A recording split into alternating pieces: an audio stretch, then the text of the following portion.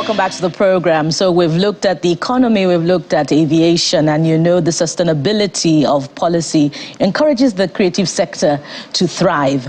You know, but one business brand that is thriving against all odds is, you know, one that we'll be celebrating in this segment today. And we have joining us Mr. Adebusoye Solomon Ayokunle. Is the CEO Klala Films. Welcome to the Morning Brief. Good morning, all. Good morning, viewers. Thank you so much. Yes, indeed. Thank you so much for joining us. Thank you. I feel blessed. Yeah. You know, Kayode was not exaggerating when he says that your name ties perfectly to ooh la la, the exclamation. Right. Because I spent time looking at some of your images over the night, and, you know, I was enraptured in looking at them. You know, it's like a spell that just keeps you there. And I ended up spending more time watching the images than I planned. Now I see why you slept late.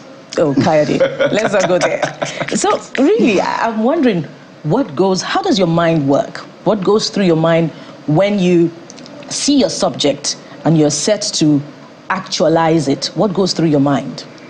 Yeah, I feel blessed. I feel the skills and the technical skills, the interpersonal skills able to put together, and the ideology behind my business. Because I'm this photographer that I've trained a whole lot of people.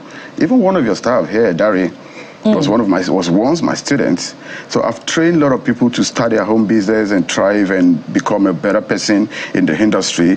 I'm someone that believes in Nigeria. I choose to live here, and the way I run the business with sisterly kind of business that can lean on each other, like not just a photographer, but also a cinematographer. We have a mobile studio that you can call us within a few minutes. We bring down our mobile studio, get those shots down, and, you know, we do drone piloting.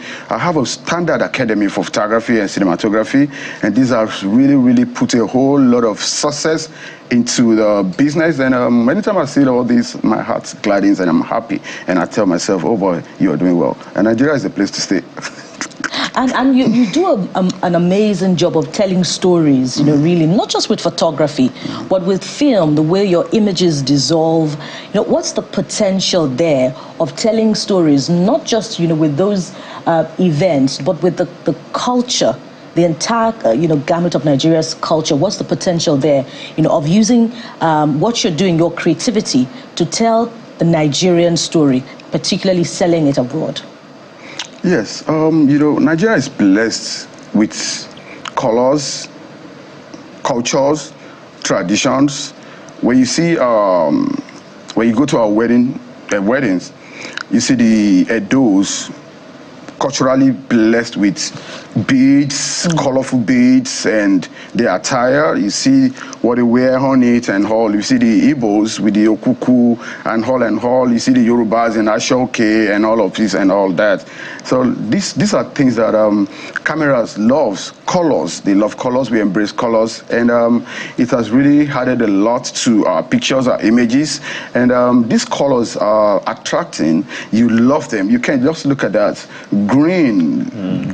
You know what green emerges? Green says a lot. It tells a lot of stories and all. So this is one of the things that really put us out there, and it's colorfully made. We get it captions and get us images, work on it, and we put them out there, and all looks fly and interesting. Well, we'll come to the economy of photography, really, because as a lot of people are seeing these images, they are calculating how much it will cost to get your services. But you have a very interesting business model. Thank you. And that's what we want to also talk about, so we can empower other business owners so they can learn from this and hopefully replicate it in their business. You've been around, at least in Nigeria, for over 10 years.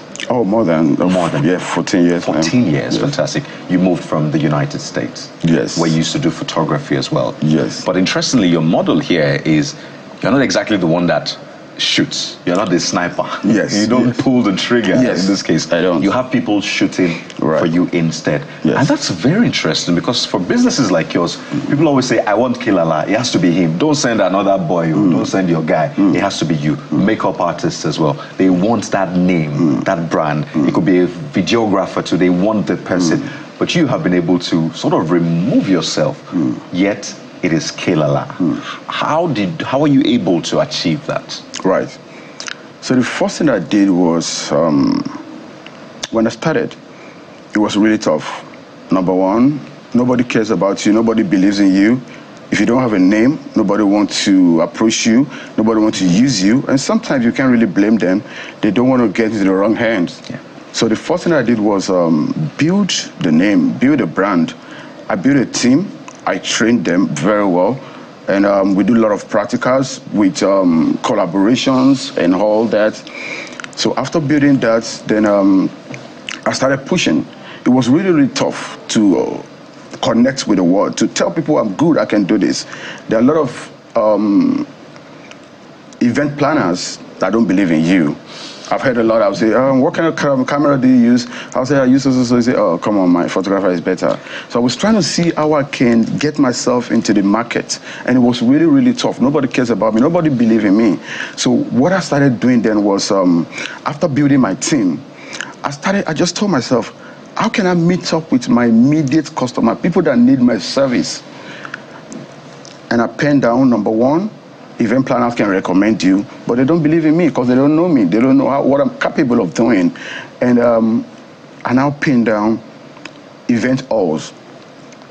Then there's nothing like social media and all. And what I'll do is in the morning, I'll wake up and I listed all the great event centers around this neighborhood. Right. And I'll walk down there. I've printed some beautiful albums with some weddings we've done in the past, and they look so great. And I'll wait, and I know everybody that gets into this hall and coming out is likely to come and book the hall. So the moment you step out, I just walk down to you, oh, good morning, ma, I'm a photographer, and these are my services, and blah, blah. Oh, some will stay, and some will like, oh, what is this? And some will think you are here to beg for money. But the moment you say anything, I just market my business and I have those attractive albums to show. The moment they set their eyes on you, okay, what do you do? I just run a profile of what I do and all. Some will like, okay, let me have your card. Some will get my number. And that is how I started building the name, the brand. From the scratch? One by one, yes. And at a point, I made it a point of duty to get at least, I give myself a target to meet up with at least 7 customers in a day. So when I leave this hall, I'll run to the other hall. When I leave this hall, I'll run to the other hall. Then there's nothing like social media and all. So I started building this and all. Then my team, we got the first job. My team went, they covered it, and it came out real good. And the customer called me, oh, but you didn't come. I said, yes, I stay back to edit. Because one of the problems with some photographers is they will shoot, they will also edit. Right. And it takes a whole lot of time. Editing takes a whole lot of time, and it's always been a problem for turnaround time and all. So I stay back to edit while my team shoots. And before you know it, you are back from your job on Saturday, Sunday evening, your pictures are out. Oh, wow, they love it and they love the idea. So they start recommending us. We solely believe in and key into our customers, give them the best so that they can tell others about the quality of our services. So they tell others about the quality of our services, and this really, really helped us to grow. And when it went down, the social media now became a thing that's come to stay. I told myself that, well, the world has changed. It's now a smartphone world and internet world. So I started posting on Instagram. My very first picture I posted on Instagram was really nice, and I just saw it everywhere, and I didn't remember to put my name. You didn't watermark. So they didn't even tag me and all. So after that, I learned I should watermark. I watermark, I post, and honestly, I don't know. I can say kudos to Bella Naija. They've been really, really helpful. They've helped a whole lot of business to strive to stay and all. Because like Instagram, for example, among the other social media, has really, really helped the photography and cinematography industry to grow. The likes of business like Bella Naija will never ask you for money. When they like your pictures, when your images come out real good, clean and sharp, they post for you. So all of this you're saying, everybody's thinking, how much can this guy, how much does he really charge? So maybe we'll get to that conversation in terms of the curiosity that people are having.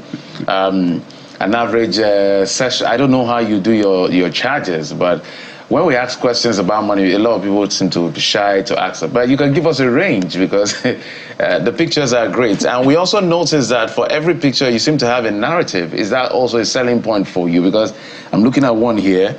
I think it's this one, not this one, not this one. There's another one. Like a faithful shadow, my love will accompany you everywhere you tread. One of the brightest pictures there. So I think one of these pictures.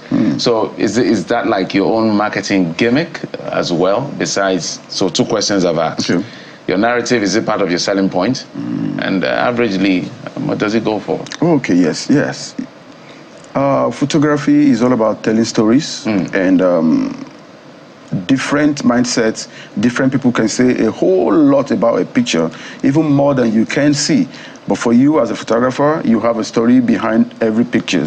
That's there. Then for what we charge is photography is not cheap at all. There's a lens I bought recently. I bought this lens like 3 years ago for 2.9 million. And today it's selling for 5.6 million.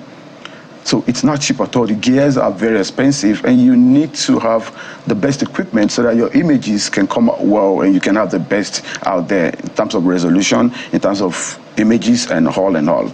So it's we try to stay in between. We don't want to be too expensive and we don't want to be too, so our charges is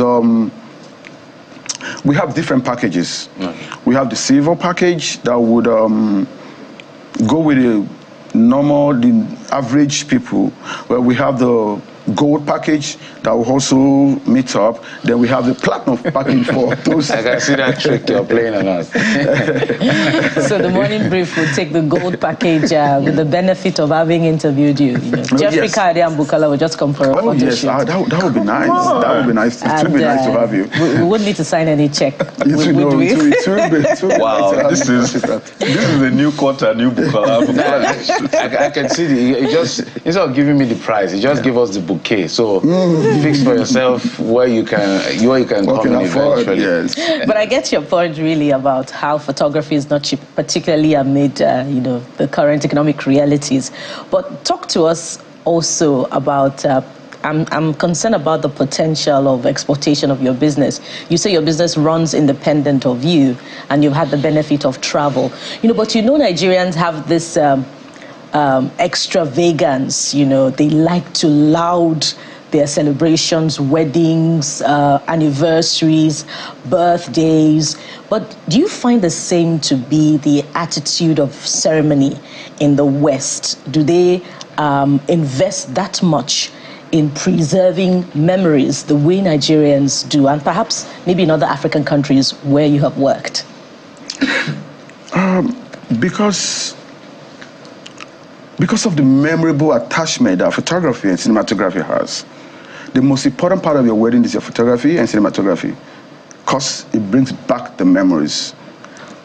There's been a whole lot of time that our clients will call us like, sorry, can you play back a video? Someone stole something or something happened. We want to see behind the scene. And there's been a lot of time that we're able to play back and we're able to trace one or two things. Oh, this was the last person I heard. I was here. This happened here. This happened here, and all. So the photography and cinematography bring back memories. And in this part of the world, people love to go out of their way, they want the best. Once you're able to project yourself on that level, people don't care how much you charge. They just want the best, and they're ready to pay for it. And Nigerian we like extravagant weddings, and we want to see our weddings just everywhere and all that. And they pay well because people save for their wedding. People borrow money for their wedding. People get sponsors for their wedding. And there's a certain amount that's dedicated, that is being budgeted for photography, for us. And so people don't play at all when it comes to photography and cinematography. Because a whole lot I've learned, like probably your cousin did his wedding, the photographer has not delivered up to date. You hear like camera got broken, got stolen, stuff happened. These are memories for great-grandchildren to see. These are memories that has come to stay forever. So a whole lot of people have learned, and then the use of social media has really helped a lot of people to put a lot of stories out there. Unlike those days that it happens to you, you can't say it out.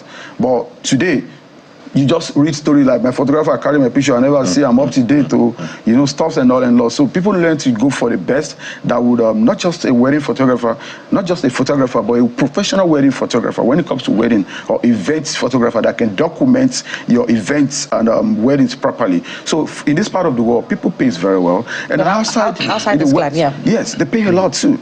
They pay a whole lot. So the ecosystem that you operate in, how collaborative are you guys? Just in 30 seconds, there are so many photographers in the space. So you guys collaborate. What do you do to make sure that the interest of photography is protected? Or you're thriving, so if any other person is not thriving, that's their business. What exactly works for the space? Right. Okay, in 30 seconds. Okay. But 3 at a time. Okay, good. For me, I'm like a king for other photographers. They call me king of photography because I've been able to create a niche. I've been able to do a whole lot in the industry, and a lot of photographers come to me, seek advice on growth and sustainability. And when it comes to growth and sustainability, I'm one of the best because I've really been able to turn around, take my business from point A to point B, and I've been able to sustain the business without going down. So I help a whole lot of photographers. I can't mention them. They come to me, they see me like their father, and I give proper advice. I'll do like, how do I put it? Do a check and kind of, I make sure I put in my best to grow your business. You ask questions, and I tell you how to go about it, and it's really been working. And they'll come with wines and drinks, and we celebrate each other. We love each other. We embrace each other. And I've been looking out for your best friend, by the way, which would be your camera, so that you can preserve this memory or this edition of the Morning Brief this day, the 2nd of April. But maybe we'll do that after this time out. We want to thank you so much, Mr. Adebusoye Solomon Ayokole, CEO, Klala Films. Thank you so much. Thank you so much. It's my pleasure being here. Honestly, and I must commend your dressing. You get to a point in life where you can dress this way because your business is running well without you. So business owners out there, this is a model you can also copy. Absolutely works. I agree with you, Kadi. He doesn't look like a photographer. He looks like a young man in early retirement. Wow. Like you golf later. Yeah, so do the work so that you can also be a good Nigerian, young Nigerian in early retirement. Thank you so much for watching the Morning Brief this morning. We'll be back again tomorrow. I am Bukola Koka. Sunrise Daily is next. Thank you for your company and your time. I'm Jeffrey Uzongo. Yeah, something special happening with Sunrise Daily, at least somebody on Sunrise Daily. But won't let the cat out of the bag. Watch the show in just a few minutes. I'm Kayode Okikele. Goodbye.